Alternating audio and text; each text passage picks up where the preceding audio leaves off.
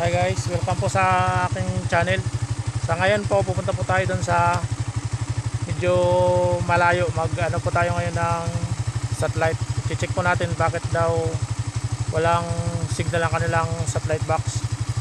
Ako nga pala mga boss ang nag-install ng kanilang satellite dish. Pero medyo matagal na, mga 3 buwan na siguro. Ayun guys, yung kanilang bahay. At andun naman yung aking motor. Kaya daw mga boss na wala ang signal dahil inilipat nila ang kanilang TV sa kabilang misa. Tapos hindi na nila na ibalik yung signal. Okay mga boss, dahil hindi na nila in-adjust ang satellite dish. Yung iba kasi na-adjust agad yung satellite dish pag no signal. Sige, kay galing kay